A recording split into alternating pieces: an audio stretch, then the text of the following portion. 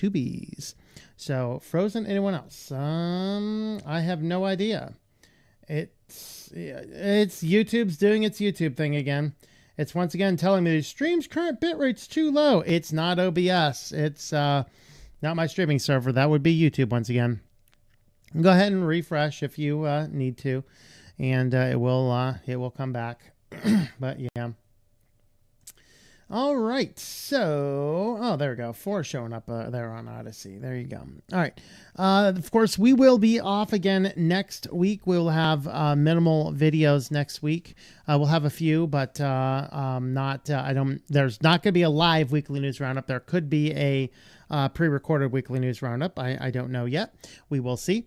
And with that, though, we should be back the following week for a usual week schedule. So anyway, let's go ahead and chat about what's going on in the news. Of course, before that, if you want to help support the channel, have a look at the website, switchedtolinux.com/support. That will give you the options that we have to help support the channel if you are inclined. I saw a video from, who was it, Deep Humor today on YouTube revenue dropping, and the rumors are true. The rumors are true. Yeah, it's definitely tight over there. So I do not want to take sponsorships. I get tons and tons of requests for them, but I don't want to do that. So if you have a look at the support page, you want to help support the channel, that is a great way to do it. But with that, we are going to jump on in, and we have a couple of different topics today. And of course, the first topic is that big tech wants your face. Welcome back to the weekly news roundup. And today we're going to be talking about how big tech wants your face. It's kind of funny that everybody and their brother now wants you to do a selfie, do an AI selfie, store a selfie on their servers. And it's just very interesting that all of these types of facial recognition systems are out, and now everybody wants to use this. So, of course, we'll kind of start with a little discussion here from Cyber News. And this was an article that first came out last year about this time and updated a couple months ago. And with that, how ID verification is killing online privacy. Of course, we all know that that is the case. And this covers the whole scope of ID verification. Of course, there's several different ways you can verify. Now, I guess so ID verification, yeah, that kind of requires the selfies. It kind of requires the uploading of government IDs. Now, age verification is a little bit different from that. Of course, this morning we did Google's rolling out the age attestation API to all of Android. So that's exciting. If you didn't catch that video, you should have a look at that.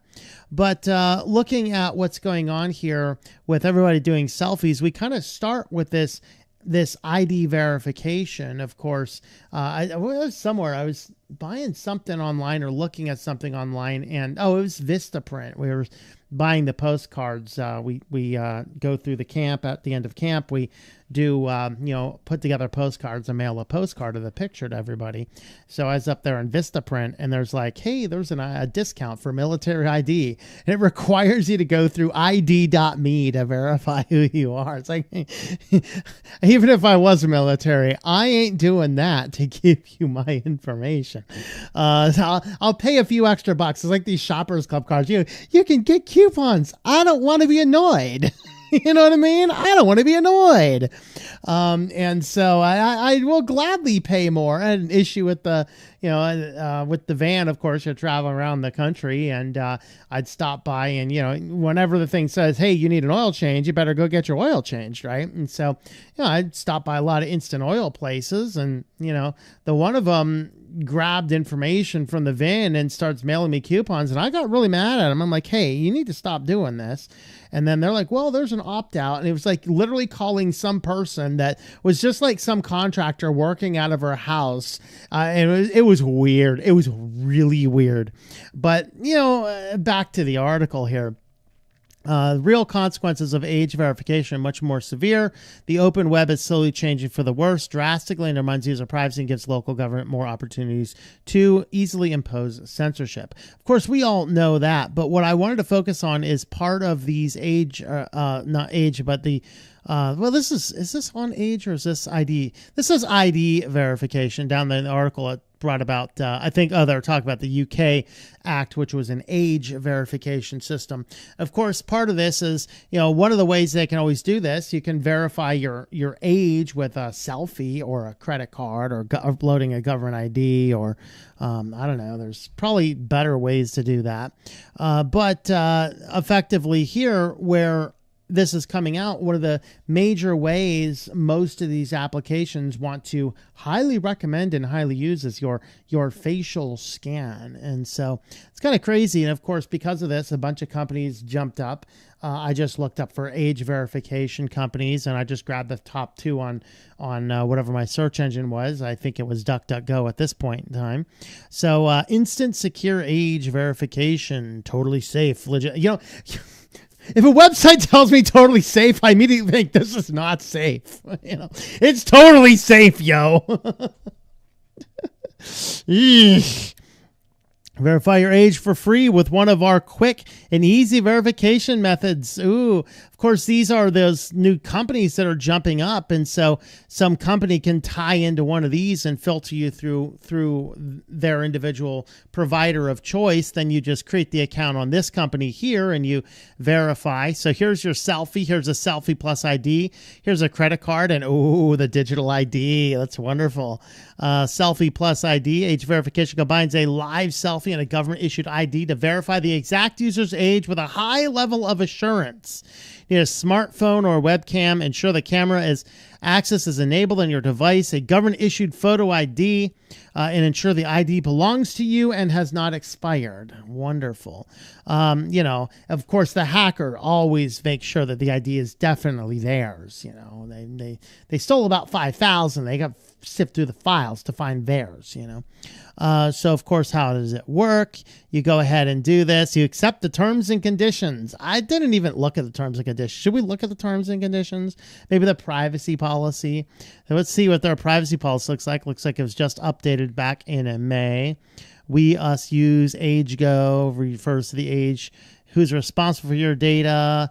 They act as primarily as a data processor on behalf of the relevant business customer, which means they are just a third party who determines the purpose and legal basis.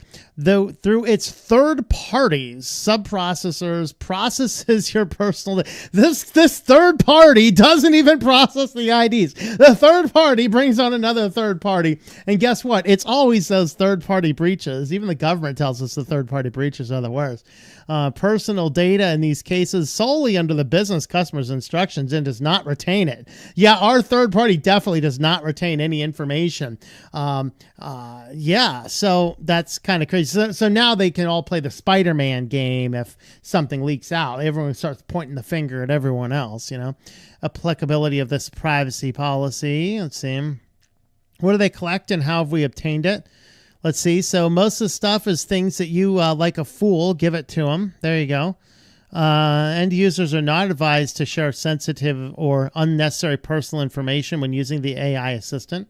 I'm sorry, my age and my ID are unnecessary information. It's like, excuse me, you're not coming to my house, are you? Okay, you don't need to know where I live. There you go, right? So how do we process your personal data? Of course, contractual necessary. Oh, look at that. Legal obligation and public interest. That's that catch-all clause for we'll hand you over to the feds if we think that that beard and turban looks a little suspicious. Let's see. Consent. Ooh, okay. Legitimate interest. Reliance legitimate interest to ensure proper functioning and prevent misuse. There you go. So, there's third-party services, and there's all of these different third parties they're using. So this is kind of terrible. Of course, here's another one. Check age with a quick selfie. Yeah, private ID. Private ID. Just scan your face right here. You'll be very private after it. Should we look at their privacy policy? Are they also using? Who is this illustrious third party everyone is using, right? Let's see. Where's their privacy policy? Let's see if they're doing it themselves or if they're doing a third party. It's probably that Palantir company. What was that one that was being used by Discord until somebody's like, hey, you know what they're really doing behind the scenes? Let's see. Personal data, of course, all that stuff, we collect automatically, device information, usage data, log information, location data, interactions or communications, cooking and tracking, support interactions, social media features, information we collect from other sources. This is always fun, right? So you create an account to verify that you're of a proper age. And yeah, they're going to go to public sources. They're going to go to websites, social media platforms, and public records and industries and bolster their information about you. Was that necessary? No. Business partners and affiliates, they're just, hey, who else knows this guy's name? Let's share all of our data. Let's play a riveting game of Palantir. All right, service providers and then professional networks. How do we use your personal data?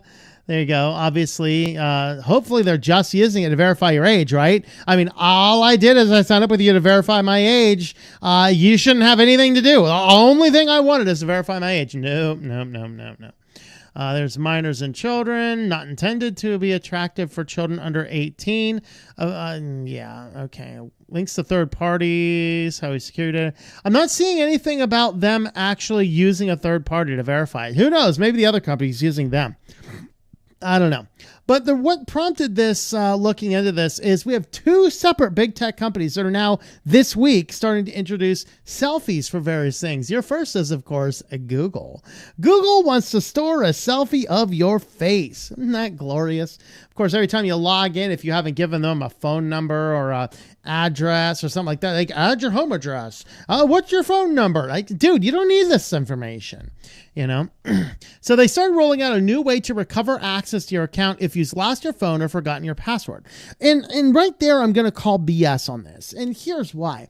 You go in to do this, and this is not for if you've lost your password. I have never lost the password for one of my accounts. I have never lost a password. But I'll go to log in and they're like, you need to answer these security questions. Dude, why? I didn't lose my password. So this is not about losing your password. This is about them going, you think we can prompt them to enter their selfie now? You know, this is about them using multiple other methods. This is not about losing your password. So after recording a short video of your face during setup, you can later submit another video during account recovery to prove you are who you claim to be and regain access. So right now, this is all optional, but how long before Google's like, hey, we just found it so easy and useful to use. It's so much better. We're just going to require this. How long before that's the case? So security and privacy security and privacy advocates are also raising questions about deep fakes, and it creates another repository of sensitive biometric data that could be a target if compromised, or if you just have a rogue employee within your company. So there you have it. You have a little bit of that. So the idea is open your Google account to your security sign in and choose selfie video. There you go. That's how you do it. And then, you know, Lord, what is that logo? That thing is terrifying. It looks like, yeah, it doesn't have like, it kind of looks partially like olive oil is maybe being held hostage by Bruno. I mean, is that what we got? Or is that Bruto? What's that big dude's name on Popeye? I don't know. Help me, Popeye! You know, I don't know what the logo is there. Anyway, the feature is marketed as a fallback method, effectively turning your face into a spare key to your digital life. So there are several objections. Obviously, first is security. Facial recognitions can exceed 99% accuracy in very controlled, high-quality conditions. However, when you put them in real-world circumstances, they tend to produce a lot of false positives and a lot of false negatives. There's a lot of serious fundamental problems with this. And of course, Google wants to collect this data for your AI. And so that's part of it. In fact, if you do this, you are consenting to AI unless you explicitly opt out. So it's, once you turn this on, you're agreeing to let them use your face for their AI training. So, you know, you pick a version of you with a different nose could show up in some ad somewhere, you know, auto-generated ad, of course, because you don't want to pay the marketers either. Got to have the AI create the ad out of faces that people have uploaded so you can lay off the marketing team and still make all of the money. I mean, this is the way to do it, you know. Any system used by Google has to allow for normal changes in appearances, including age, weight changes, lighting, camera angle, glasses, or facial hair. So there's a lot of different factors. I mean, I'm going to shave some of this down a little bit here, and I'll look a little bit different. Can their selfie determine that? Well, I won't be able to tell you because I ain't using this crap. So in 2025 paper on AI and identity security found sophisticated deepfake attacks achieve success rates above 78% against commercial facial verification systems and control tests. So even as recently as last year, the successful attack rate on these is excessively high. So, this is account insecurity, not account security. Account insecurity. So as far as privacy, of course, mere existence of the data is a long-term privacy risk. That is true. Even though today they say it's not shared, but tomorrow it could be used for fraud detection or used to improve verification systems or disclosed to responsible lawful requests. So, the police show up like, hey, we want to know the selfies of this guy, So this implies that unless you opt out, your data may be used to improve Google's biometric verification systems. So how wonderful indeed. So instead of doing that, you should use... you should certainly use a password manager and some form of 2FA or MFA that preferably does not require your phone number or text messages. I hear the authenticator apps are good. I use YubiKeys and other similar security keys.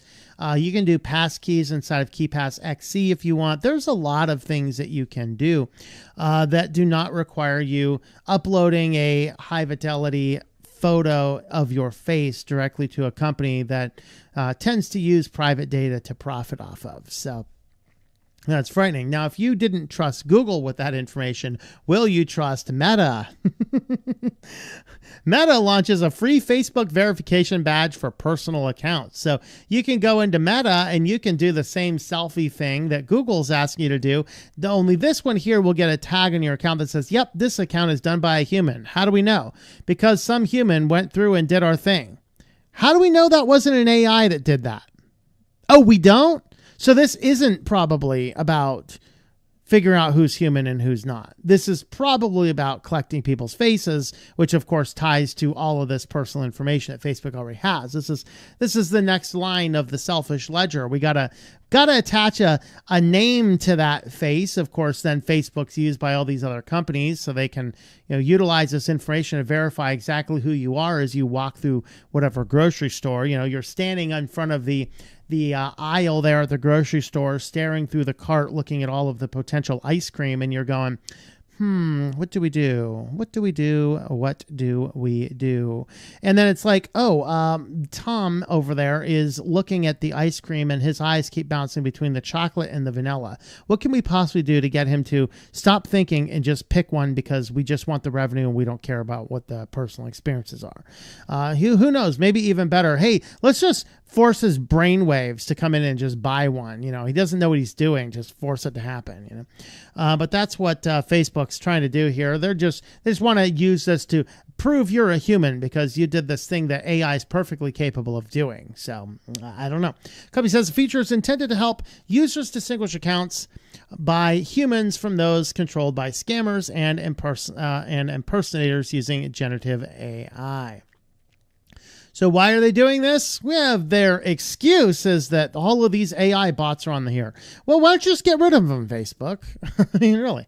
Of course, how does it work? You got to go in there. You got to give them all this. You got to do this. Perfect. Your selfie is all done. That's right. I don't know. I just feel really, really gooey about letting some company be like, come on, man, we want to capture your face. No, Dementor, go away. Users want a stronger protection against AI-powered scams and impersonations. Achieving that increasingly requires Facebook to collect more personal information to prove who is behind an account. Here's a thought. Just get off Facebook. I mean, my chance of getting scammed on Facebook is effectively zero because I don't use that crap. Okay. Oh, Lordy. Meta frames the feature as a way to improve trust and reduce fraud. Its long-term acceptance may depend not only on how the accuracy it is verifies users, but also on how transparently Facebook handles selfie videos and related identity data collected during the process. You mean you trust the guys at One Hacker Way to not abuse that data? What is wrong with you? So yeah, apparently every company in the history of the world right now wants to have your facial ID scans. So I don't know. I think you should resist a little bit. Let me know your thoughts about all that in the comments down below. All right. I did not once again bring some water over with me. So, oh well.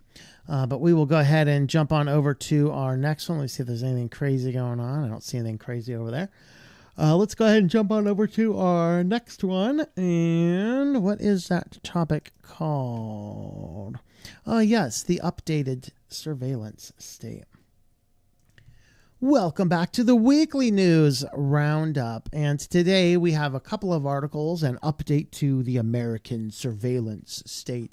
There's a couple things that popped up here recently. And the first one we actually mentioned in passing in an article not too long ago. I saw a reference to this, but we didn't actually have any articles or any information. And now we actually have some information about this. So from MSN here, garbage trucks may soon start spying on people. And they cover a little bit about what's going on, where it's happening. Of course, the garbage trucks are going to be armed with cameras, and that they'll go ahead and as they're picking up your trash, they're going to be scanning your yard looking for what type of violation to send you. You know, this is just about the city raising revenue on you because, you know, apparently if you're not 100% on every little tiny ordinance, I mean, our AI camera determined that your grass was 0.25 inches too high. Here is your fine for having grass too high. That is kind of insane. And so this is not good. I mean, if you want to find more violations, hire more humans to do it. This whole company or governments are using technology and machines to go against their citizens. I'm sorry, man. This is going to start a revolt. And I will laugh. So anyway, garbage trucks. This actually, the article I saw looked at Cape Coral, Florida, but it turns out that this is happening in more places than that. So not only are they collecting trash, they're also taking photos of your yard as they do so. And as they do that, they're running it through AI models and identifying potential fines. And then, of course, they're passing those up to code enforcement, who, of course, you know, when you start getting AI involved, people's brains just turn off. They're like, oh, the AI said it. And so, you know, this is going to pass all these pretend violations up to the code enforcement, who's going to come by and rubber stamp them and be like, wow, I just generated $1 million for the city. And, you know, a lot of it's going to be false negatives, hallucinations, and stuff like that. But officials in Cape Coral, Florida recently considered equipping sanitation trucks with AI-powered cameras that would photograph properties as crews completed their normal collection routes. The system would have been designed to identify personal issues such as overgrown lawns, peeling paint, and illegal dumping to flag violations so city staff can review them later. Excuse me, let me correct that. City staff can rubber stamp them later to take enforcement actions. You know that they're not going to be, oh, the AI said there's paint violations. All right. So now because your garbage truck drove by and you got like 3 chips on the bottom of your fence, they're going to come over and cite you for not having a properly painted fence. Guys, if you think Florida is a free state, you have another thing coming. This is one of the most regulated states in the country. It is a dystopian hellhole. Get out of there, folks. Don't go to Florida. Like, visit, fine. Go see some alligators, you know. So privacy advocates have long warned expanding camera networks can raise new concerns about how data is collected, stored, shared, and potentially repurposed. And yes, that is the problem. We need a global federal law that no camera can add onto a expanded internet-based network, period. All cameras have to be closed circuit CCTV. If they want to have some camera on the garbage truck, no AI in it either. It's too many false positives. And then they take that, and then the code enforcement's job now consists of looking at these videos of the garbage truck. Hey, you know, probably just add it to their workload, but who knows? Make that boy some popcorn. He can now judge your yard from the high desk at a city hall, right? So, of course, the officials said it would not be moving forward with the camera technology, citing cost issues and insufficient benefits. The claims suggesting the technology would automatically identify site and find residents are inaccurate, the statement noted. Once again, MSN, by the way, does not maintain highlights for whatever reason. So they're not the first city to explore the technology. Let's see. They quoted this here. And then they quoted elsewhere that, yes, they would use the data to cite people more. So it's like these people like double speaking. So apparently, though, this has not just happened there. It's actually happened down in Stockton, California. They analyzed 40,000 parcels, capturing 200,000 images while identifying thousands of potential code issues. So there's California getting more revenue from you. More revenue to turn it into, apparently I read this week, crack pipes. They're giving out clean crack pipes to all their addicts on the streets of California. I don't know if that was statewide or if that was just like LA or San Francisco or something. Saw something about it. Didn't read the article. But yeah, there you go. Aren't you happy that the technology is being used against you to find an enforcement that a human didn't find, to charge you more money, to take the money, to put 80% of that in the politician's pocket and 20% of that in a crack pipe to give to a drug addict on the street? Wonderful use of taxes, California. You know, Cathedral City also used the technology to assist code enforcement, while Dallas just approved funding for a similar program pending final implementation. And then, of course, they go into a flock debate rage here, which is, of course, well justified. We'll be getting into flock here next. I had to remember which article that was there. But yeah, so they're talking about the flock getting out, and they're doing those. Then we look at the vehicle privacy. So the FTC finalized an order prohibiting General Motors and OnStar from sharing certain connected vehicle data with consumer reporting agencies for 5 years. Oh, just for 5 years, you will not be collecting a bunch of our data and selling it. Where's the option to completely turn this off? Of course, California had that bill that would allow a car company to turn that stuff off in the event there's a court order. What if I just don't want that data going to the car company? You know, I mean, unless the car company, here's a thought, car company, if you want to collect all the data, why don't you just do like what Amazon does and Walmart does and all these other companies? Sell us the equipment at a loss so you can make your money on collecting the data.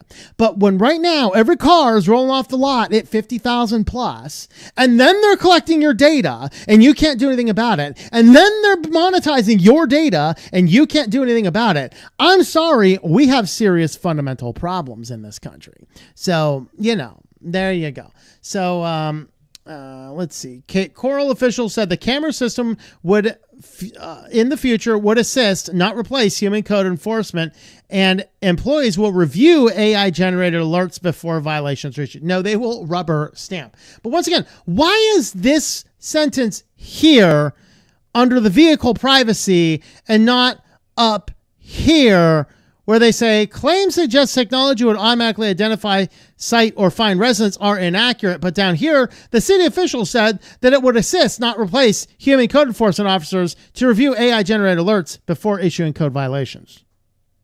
Not only is there doublespeak, but why in the world is this such out of such a place here? Such system would be considered in the future. Any potential code violations would require a rubber stamp and absolutely be generated by code compliance officer before any enforcement action could be taken. Yeah. So, of course, there's a lot more here about the various cameras to do that. But if that wasn't enough, Home Depot and Lowe's built a nationwide vehicle tracking network. Now, here is something interesting. I have been looking for these. I have not seen flock cameras at Home Depot. I have looked for them because I used to not go to Home Depot because they were the first to roll out this, you know, all self-checkout nonsense. It was hard to find a human being in the store. And if you found them, their IQ was something below room temperature. You know, Lowe's wasn't much better. And, you know, I went into Lowe's a couple years ago to buy a big tool chest for the back of the van. And I knew exactly what model. The website said they had them in stock. And I go in, I'm looking on the floor, and they don't have them on the floor. So I find the guy that's actually works in a tool thing. I'm like, hey, I'm looking for this model tool. Where is it? I don't know. You're the guy that works in the tool department. You want to like show a little initiative? We have to get on the internet. And I'm pointing out the one. He's like, oh, I need to go get the car. And the dude disappeared in the back for like 15 minutes. Like, what the hell? In fact, I don't even know if he ever came back. I snagged a guy driving by with a car and said, hey, dude, I want that. So I went from Home Depot to Lowe's because they were held on to their real cashiers for longer. But then I started noticing Lowe's, every Lowe's I seemed to go into had a flock camera. And then I looked around and I saw the flock cameras. And every single Lowe's, since I saw that, I think starting, was it last summer maybe? Last summer or so. Every single Lowe's I've been to or driven past in the entire country now has a flock camera. Every one. So I stopped going to Lowe's and go to Home Depot because I have not seen the flock cameras. Now, I have seen the portable camera systems in Home Depot's parking lots, and I had not made the connection that those are flock. So I do not know if those are exactly flock or if that is a different company. Those might be Axiom, which might be worse or about the same. Who knows? But effectively, when I looked into this for Lowe's actually has a spot on their websites dedicated to flock cameras. Home Depot does not. However, every article I found about this general topic says Lowe's and Home Depot both deploy them, even though I have not physically seen the traditional flock cameras at Home Depot. Not, they have cameras for sure, but I haven't seen them there. But it turns out that a single sheriff's office had access to all of the flock cameras nationwide. Why would a sheriff in Whereversville need the flock camera data from a Lowe's on the other side of the country? Is that not a red flag? Additionally, Lowe's retains all that data for 90 days. Remember all this, it only keeps the data for 30 days. No. Flock keeps the data. Flock keeps the data. It's just available to you, their customer, for 30 days. Lowe's negotiated a different contract. They can access the customer data for 90 days. So both retailers have deployed flock cameras across their parking lots. Again, I have not seen the traditional flock cameras in Home Depot. If you have, let me know where. I want to look them up on DFlock. So the data feeds directly into law enforcement accessible networks. No one hands you a disclosure form between the gardening center and your trunk. So here's what the numbers actually show. EFF identified a single sheriff's office with access to 173 different Lowe's locations nationwide. North Carolina State Bureau of Investigation in 2023 had access to camera networks in all Lowe's stores in North Carolina, South Carolina, and Virginia.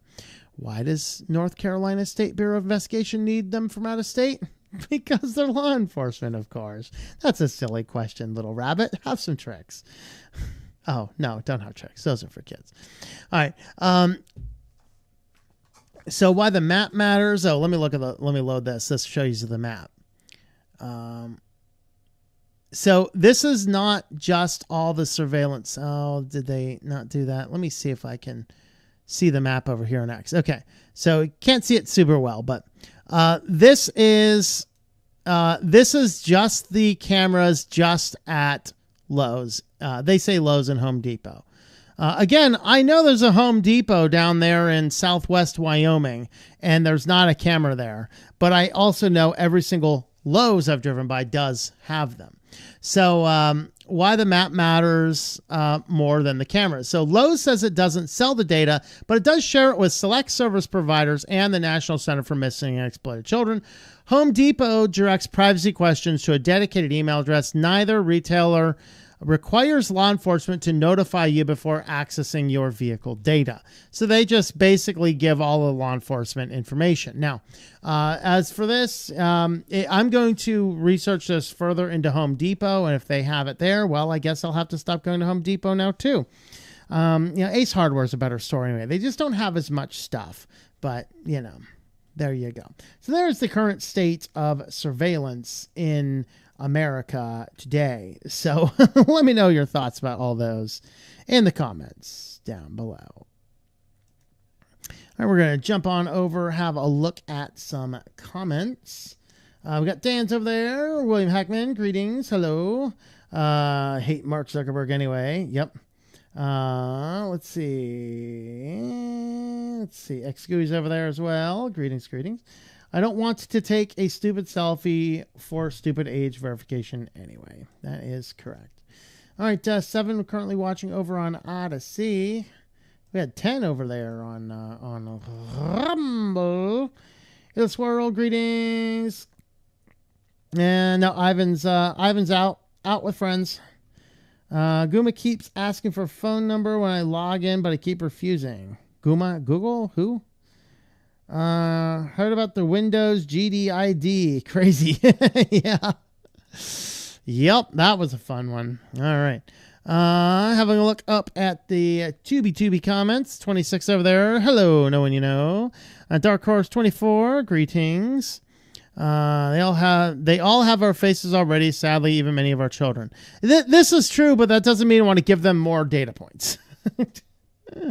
Clouds talk to each other. Yes, they integrate with all their willing parties.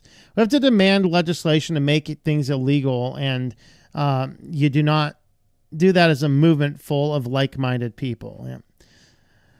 Adults are waking up slowly, but our kids, it's all they've ever known. Yep. When you shop at any retail outlet, we should mask up, but that alarms people. Yeah. As much as the masking is nonsense, I don't know. I might have to join the masking cause in the case of surveillance. James of the Dark Waters podcast says we are exiting the attention economy and entering the attachment economy. It's already started with the meta glasses and fitness wearables. What is the attachment and the attention economies defined as? Those are new words to me. What is that creature in the thumbnail? Which creature? The lower thumbnail? That would be a Dementor, of course. You know, sucking my face off. Because it's big tech. Okay. Arctics, by the way. Linux is becoming crappy. I hope GNU K3SB could become a thing one day. And all these woke weirdos in there. Hello, Night of Light. Hello, Silver Retros. K2610, your number has been called. Xgooey Studio. Counter fan, greetings. Apparently the stream was slow to start. Babysit, so on the phone right now. All right, well, have fun babysitting. I won't do that, or no ID.me. Yep. What distro do you use? I use Arctics, by the way. Hey, I'm using Linux Mint. So, wrong with the stream? What problem? Refresh? Yeah, just refresh. Third party are bad. Consent? I don't think Microslop will understand that. Yeah. Having problems seeing the live stream. Yeah, refresh works for me. Yeah, Google's been doing something weird in the background.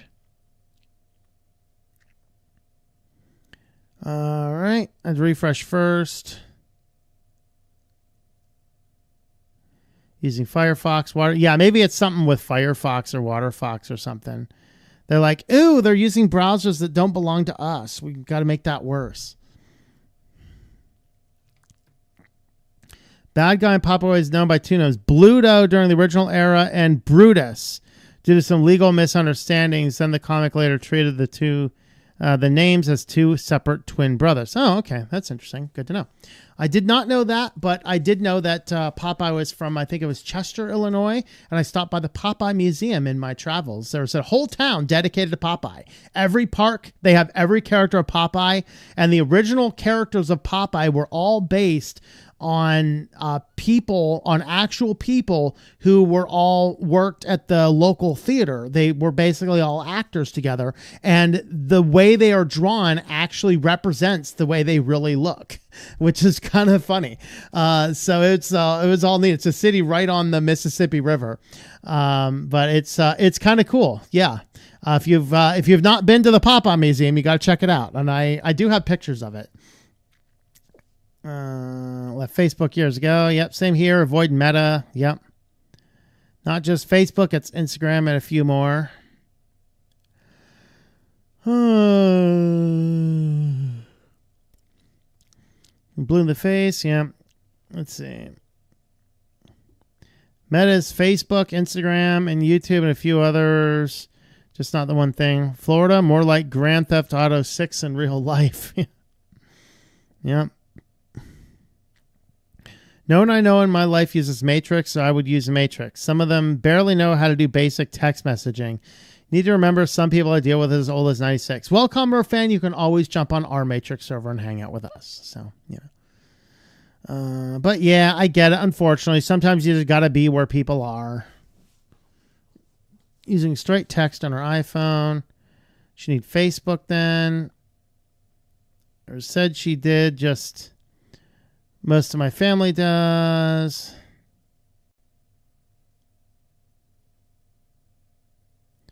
Some services, I want the government to know who I am as a legal citizen. Like voting, I don't mind showing my ID. Yeah, that's fine. I don't mind showing my ID to vote. That's fine.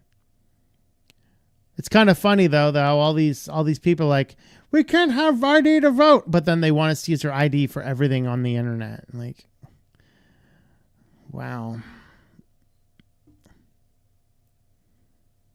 There is this fly that keeps bouncing in between my two studio cameras, and he's big, so he's bang, bang, bang. It's like, dude, knock yourself out, man. Like, literally, knock yourself out. Home Depot's been using portable cameras from the police department for a couple decades now, long before Flock used to have a small cabin for a cop to watch from. Yeah, I saw one of those. It looked like a hunting stand up in, it was in Alabama. It was in an inner city, Alabama. And I'm like, oh, it's true. The police are hunting them. It looked like a hunting stand. Like, police. Like, first time I've seen one of those, I kind of lost it.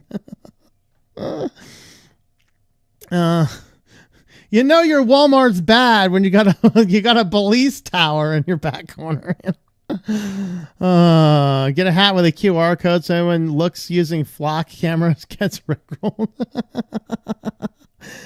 Our Home Depot has some Flock cameras. They don't cover the whole parking lot or entrances. Yeah. Lowe's are positioned that all entrances and exits are covered. Also, IR license plate bulbs to shine on the plate, blinding the cameras. Still legal here as long as the plate is lit by the eye at night. Yep. Meant different. Didn't see the cursor chat window. Pop-Up Museum is on my list to go to one day when I retire. Yeah, it's definitely worth visiting. And I didn't know it was there. I was driving through town. I'm like, I popped in this town, like, there's a statue of like Sweet Pea. I'm like, what? Why is this here? And you read the history about it. And then I realized, oh, this is the city where Popeye was from. So there's a visitor center just across just inside the city from the Mississippi River crossing there. And that's right there. All right. Give me just 1 second before I start our next section there. I'm going to check on the kitty, which is not right there. Give me just 1 second.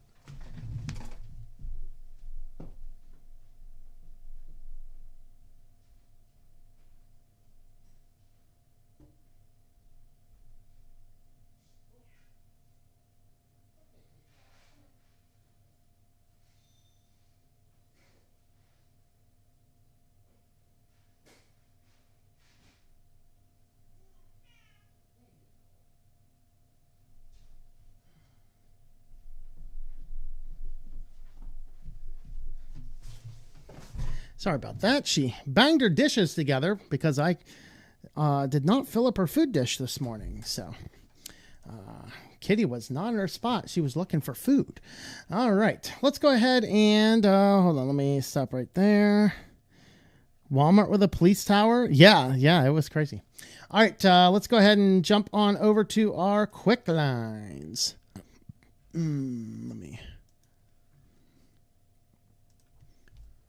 Welcome back to the weekly news roundup and this week's edition of the Quick Lines, where we all must pray for all those poor data breach victims. Let's start with those using the Vatican's prayer app. That's right. The Vatican, of course, because, you got to stay trendy. In fact, it wasn't at one point in time when this thing rolled out. Didn't they initially like give indulgences for signing up on it? I remember something crazy like that. Maybe it was indulgences for following them on TikTok or something. I don't know. But anyway, the Vatican's Click to Pray app exposed personal data from 700,000 users. All right. Prayer app launched by Pope Francis in 2019 contained a security flaw that exposed personal information of hundreds of thousands of users before it was finally fixed this year. This is a digital community of prayer. I guess people go in there like, why would you go into a random app and just list your prayer requests out? I mean, I guess if you think your prayers have to be heard by some priest somewhere, then that's the case. But sorry, guys, we have access to Jesus. We don't need an app for that. There is no app required to talk to God. All right. But Bob the Hacker found it. This just gets better. Bob the Hacker found out will give the information about the app's users to anyone who asked. Because Bob the Hacker found out some good stuff, man. Bob the Hacker was down the moonshine. Those IDs were simply sequential numbers, according to Bob the Hacker, with 719,517 registered IDs for the app, meaning over 700,000 people had their information stored in the system. And the problem is the IP check did not check whether someone requesting the record was actually authorized. Anybody could request it from any ID. So the IP address, the API, will return the email, first and last names, the country, and the date of birth. There you go. How about baptism status? Come on, we need that. Your last confession, isn't that in the app somewhere? Last time you were you took the Holy Sacraments in Mass. I mean, come on. This app is missing critical, detailed information we all need to know. So the Click to Pray app returned the validation hash in response when somebody clicked the verification link. So the email verification link was broken as well. Bob the Hacker gave them 6 months to patch it. They never responded to anything, but eventually fixed it. I guess he went in there and prayed. I don't know. But anyway, it was only fixed more than 6 months later after the researcher contacted a journalist who filed a query with the Vatican. So once again, guy notices a problem, reaches out to like every possible place to say, hey, you got a serious problem. Here's nothing. You got to get the media involved. Media's like, hey, Vatican, you got a problem on your prayer app? What? Like, what? You didn't listen to the 8 other emails you got from the other guys? What's going on here? So this is not the first security flaw in a Vatican app. There was another Vatican app. This is Vatican's Bluetooth e-rosary device. Just can't take this stuff seriously. That's right. I gotta pray my rosary, right? It's too much effort to get the rosary. I gotta have it on an app now. Bless me, Mary, I have sinned. Bless me, Mary, I have sinned. Bless me, Mary, I have sinned. Bless me. Oh, Lordy. So there you go. Thankfully, someone at the Vatican side now fixed the flaws, but the vulnerability meant users' data was exposed for a long time. How wonderful. More people that need prayed for. If you happen to have any connection to New York City health hospitals, this is a bad one. 11 terabytes of data stolen on only about 12 million people. So they had almost a terabyte of data per person, all leaked. Did I do my math right? No, wait, one terabyte? A gigabyte. They have a gigabyte of data on each person. All right, so figures not being confirmed, regulators or an independent forensic review, but apparently a bunch of data leaked out. Databases, medical spreadsheets, internal messages, and what it described as a complete directory listing for the stolen archive. The hackread.com had several screenshots containing visible patient names, addresses, telephone numbers, social security numbers, dates of birth, and medical information, mental health diagnosis, HIV records, cancer-related appointments, and fingerprint documents bearing New York City Health and Hospitals branding. So the database rows can represent appointments, diagnoses, transactions, repeated entries for the same patient. So row totals could not be treated automatically as a row of affected individuals. They knew this in February 2nd and didn't disclose it until finally a senator reached out to them and like, what's going on? It was a senator or it was a politician of some form. So this further report says medical information, insurance, biometric, billing, payment data, social security numbers, government identification, financial information, and online account credentials. Like that, anything they didn't get. What, did you have your entire server just completely open to the internet? What's going on here? You know, they said the incident appears to stem from, guess what? A breach at a third-party vendor. Yay! More secure third-party vendors. I'm sorry, companies should be forced to stop using third-party vendors. You're not allowed to use third-party vendors. Close down third-party vendors. It's like a lot of businesses will shutter, but you know what? Good. All right, millions of cars could be tracked and unlocked by a hidden security flaw. It's not really a security flaw. It is a aftermarket alarm system installed by a lot of different dealers that they install it and then give you the option to activate it. And if you don't activate it, then it simply sits there in a vulnerable state waiting to be targeted and stolen. So car alarm vendors' coding mistake left millions of vehicles vulnerable to theft and location tracking. Thanks to the way dealers sell car alarms, many affected drivers do not even know they have one installed. So it's installed by dealers primarily at Honda, Toyota, Mazda, Ford, and Jeep dealerships in Southern California. If they say no, they leave the hardware in place. The hardware is called the CARR system, K-A-R-R system, installed in about 2.2 million American vehicles, and around half of the owners do not even know that they are there. So the single design flaw repeated across a decade of installations. Every car device shares the same authentication key, which is stored in plain text inside the smartphone app. Wonderful. So an attacker using the researcher's proof of concept tool can unlock the vehicle and even disable its ignition, potentially leaving a driver stranded. So car units continuously broadcast Bluetooth identifiers. So crowdsourced radio databases like Wiggle have been logging their location for years. I tried to go to this Wiggle site. Apparently, it's a place where you can search for online, where anywhere people have found exposed wireless networks. The problem is the site, it seems to be lacking any form of functionality unless you buy access or something. Like if you go to, let me go to it and have a brief look. So you go to all the networks found by everyone everywhere, and it defaults to this spot here, which apparently overwhelms the system. It's like, well, I don't really care about the networks over in San Francisco. What if I go somewhere else? Oh, look at this. It's actually functioning. That's good. It was actually not functioning when I was trying before. There's Erie. Oh, that's Cleveland. I'm sorry. That's Erie. Oh, there you go. Oh, that daily limit thing is what I'm seeing. So, here's back there in the forest. And there you go. There's your daily limit. I can't see what's going on in State College. Bummer. Come on, man. So I don't know how to get around that daily limit thing. All right, well, there's what's going on down there in Pittsburgh. There you go. Okay, I can get over there. It's near State College area. All right, let's do that. There you go.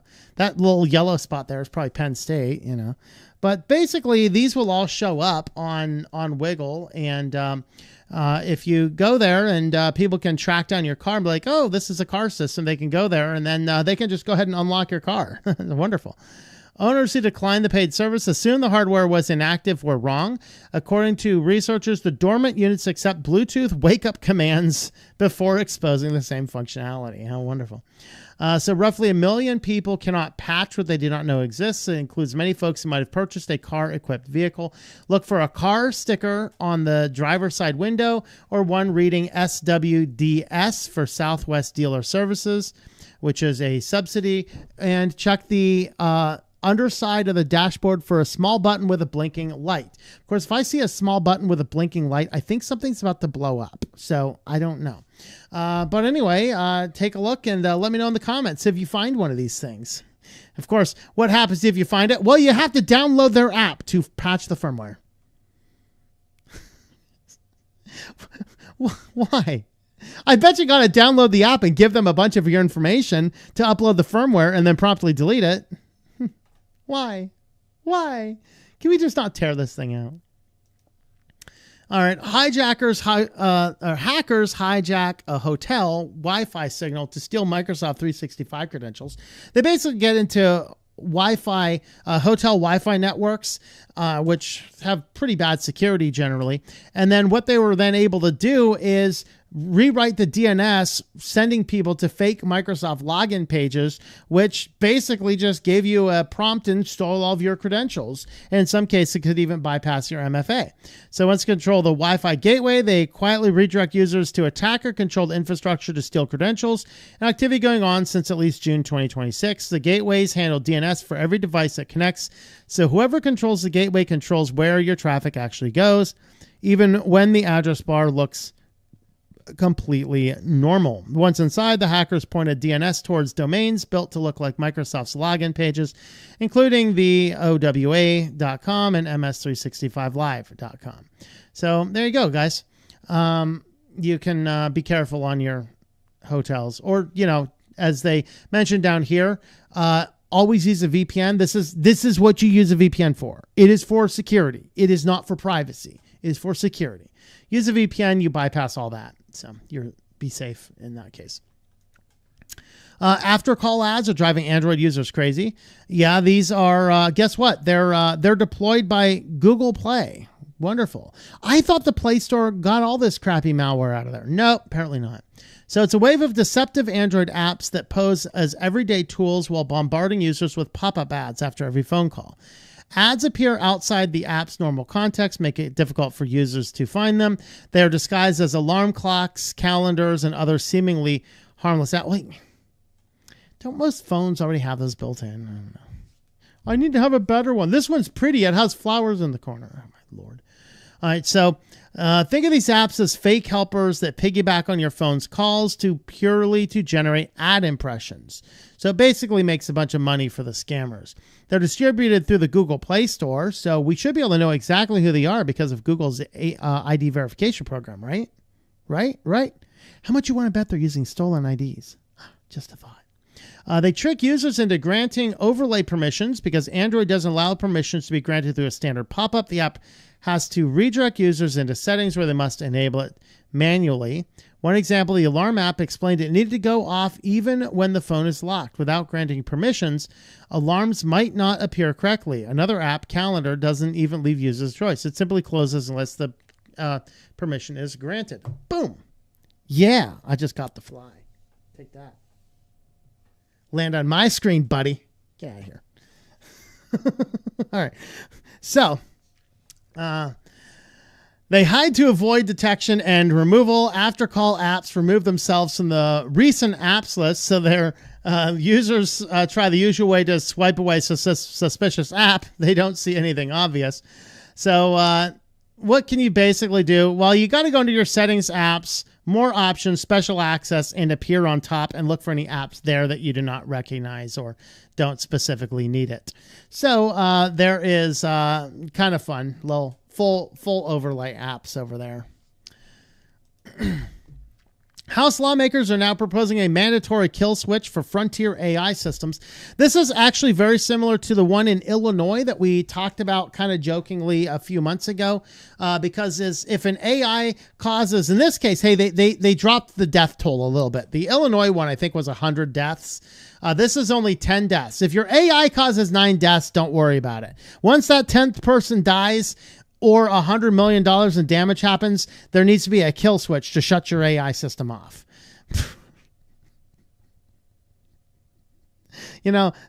I think Skynet first blew up a couple cities, didn't he?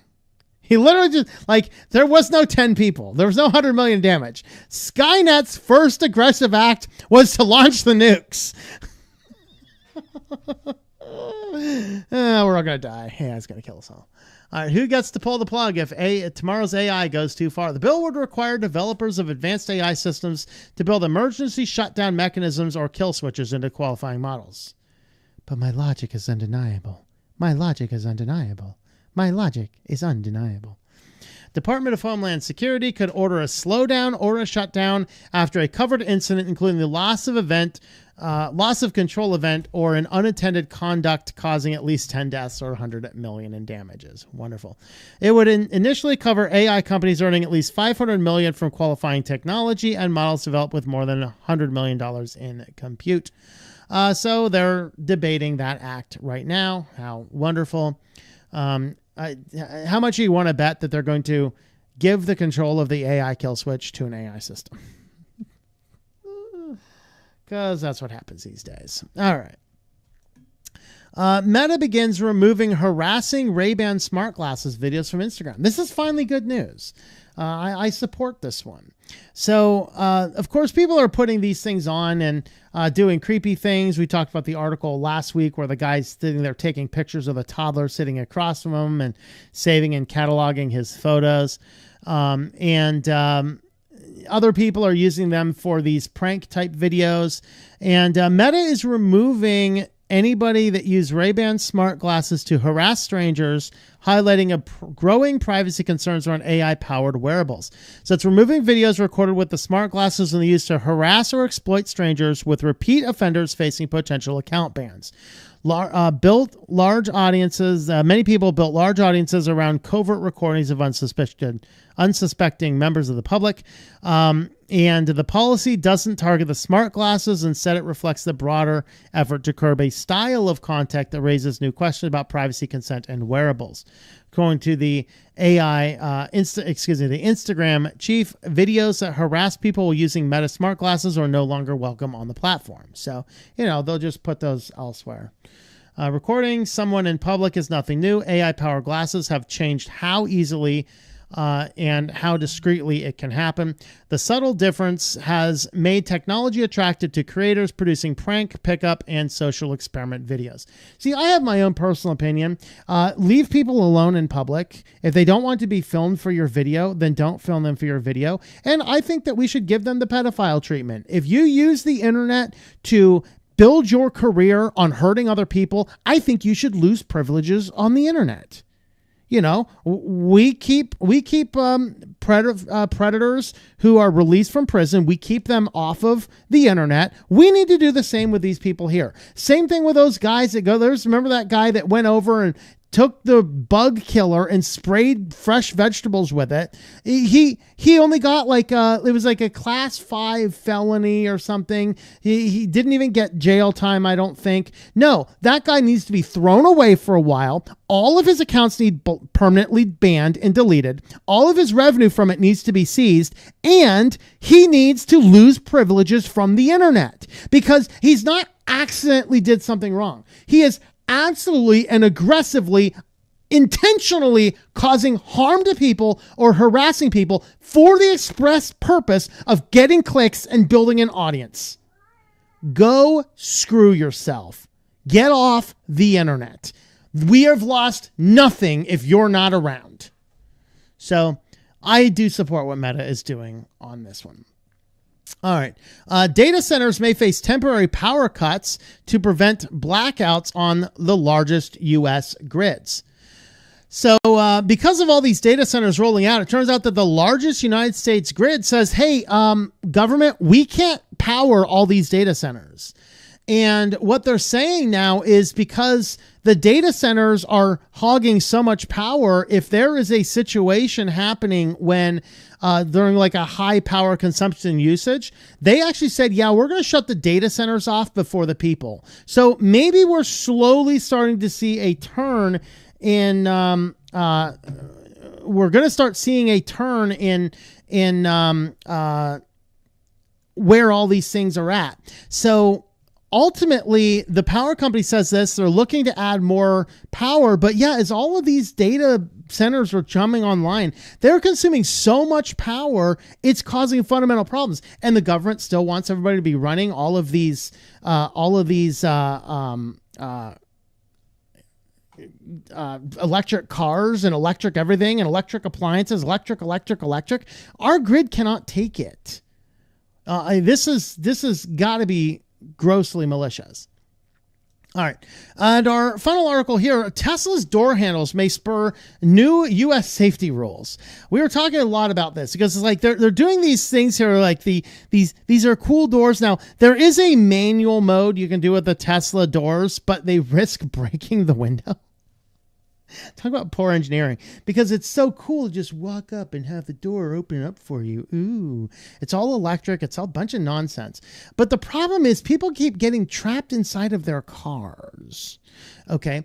And so effectively, the automakers are now looking at regulations requiring automakers to ensure drivers and passengers can safely exit their vehicles. There's actually one model of car, I forget which one it is. They don't make it anymore, and dealers were selling off super cheap because there was a fundamental problem. If a fire was inside, the car would stop, pull over, and lock all the doors, and you couldn't get out.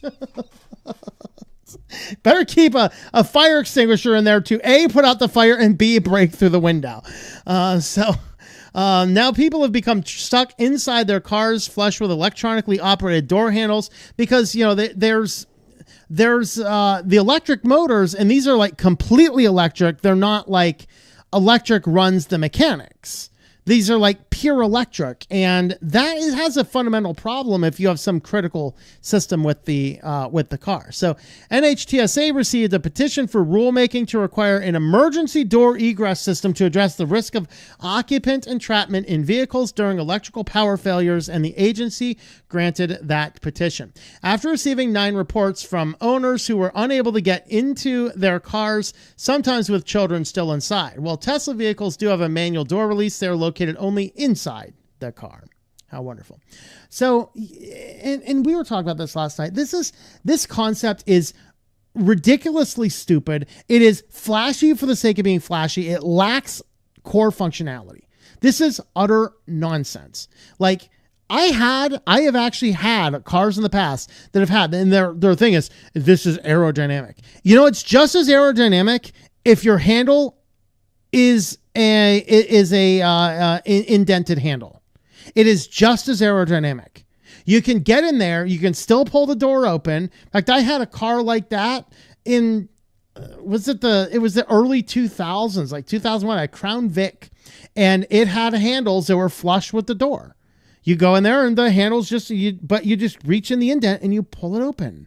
This is just being cute for the sake of being cute, and it's utterly ridiculous. So we need to stop some of these new car trends. All right, now we're going to jump on into Sillyville. First up, we have an update. Apparently the sex robots will not be deployed in the schools after all. Apparently there was quite a lot of backlash from pretty much everybody. You got like parents like, you got the teachers like, got the kids like, And so they have decided that they're going to pause its project with Realbotics as it addresses concerns, including, of course, data privacy. Because don't forget, they did say, hey, these don't have access to your data, but you had to give it your student ID to interact with it. So does it really have access to your data or not have access to your data? So there's that. This one wasn't tech related, but it was hilarious, so we had to do it. Gas station's dinosaur gets stolen and released back into nature near Yellowstone.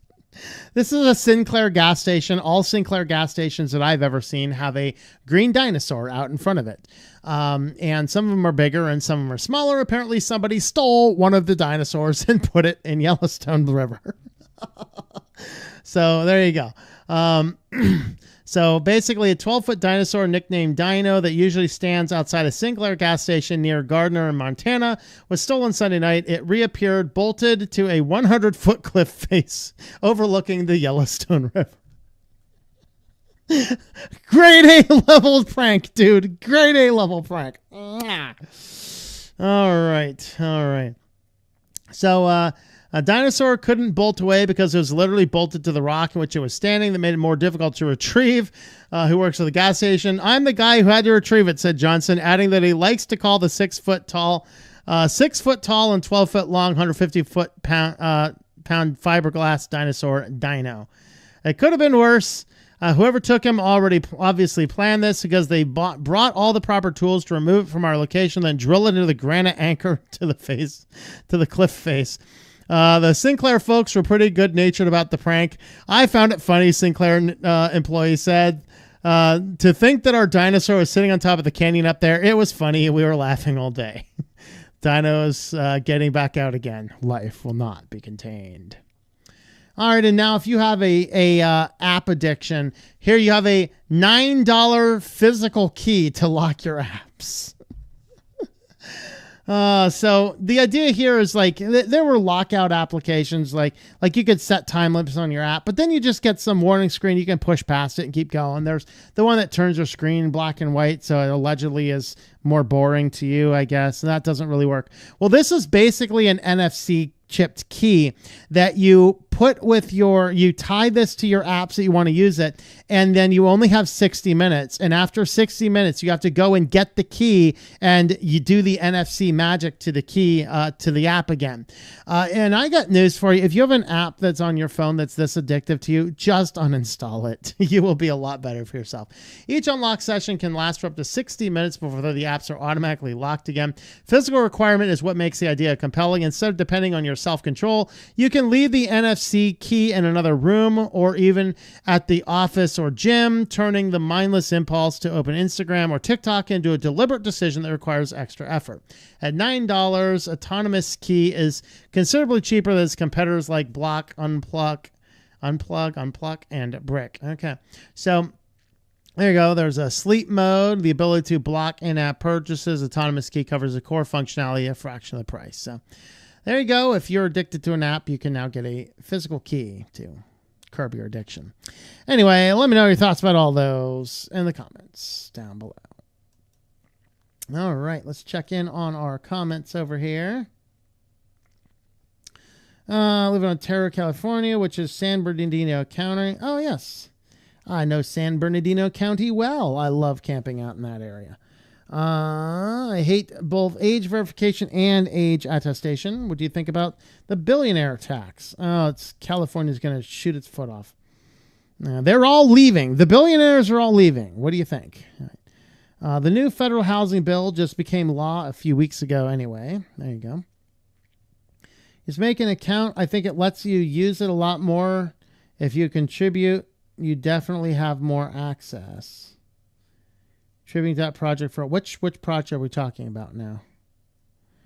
Hate kill switches anyway. There's a repeal for bill for the kill switches in cars anyway. Yep. All right. Over there on, we got 8 currently watching, 18 on Rumble, 8 currently watching on Odyssey, wherever an Odyssey is.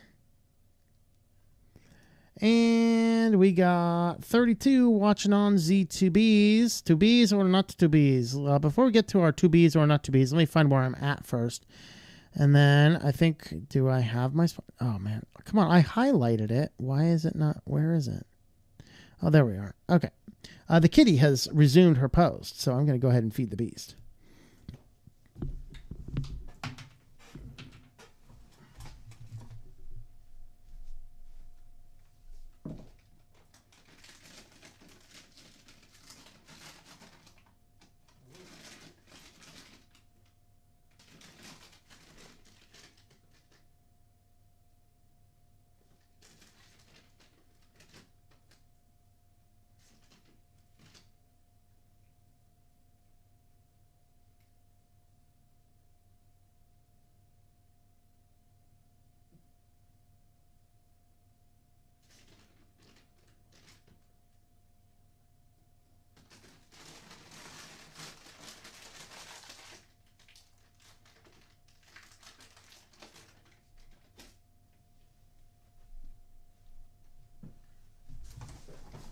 And the beast has been fed. All right. Vatican being a capitalist? Interesting. Yeah. The Vatican being a capitalist is kind of what launched the Reformation. Luther's over here going, why are you accepting money to bring people out of purgatory? If you have that power, why don't you just do it? It's like, yeah. All right. Remember when grocery stores in the South had an upper desk at the manager's office where they also had the security cameras and they paid someone to watch them?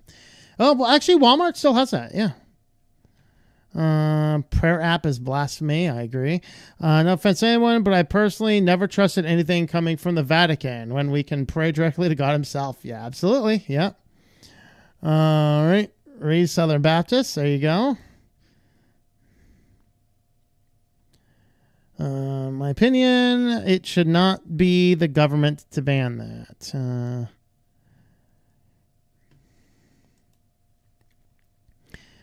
Can that hack allow people to control the vehicle remotely like in movies? No, it just unlock. I think it can turn it off, though. I think they could turn it off, unlock it. I don't think they could, like, drive it, though. Source code is not open source. Do not install proprietary. Yep. Okay. And glasses should not be legal in the first place. They're spy glasses. That should be done on Mark Zuckerberg. That man should be in prison already. I agree these people are crap troublemaker. They should be removed from the internet. Big data centers are evil and make computers too expensive. Yep. Did not know electric cars were that dangerous. I bet that dyno has hidden cameras inside to see who the perpetrator is. Yep. Yeah, I never have NFC enabled. Yep. Wear funny mustaches and glasses in public. Yeah. All right. We got to the bottom of our comments pretty quick. All right. I guess we will wrap up our show, which is good because I still have a pile of things to do yet tonight. Once again, reminder, there will not be a live show next week. There may be a pre-recorded one. I do not know for sure, but we will see. With that, thank you guys for watching and hope that you enjoy switching to Linux.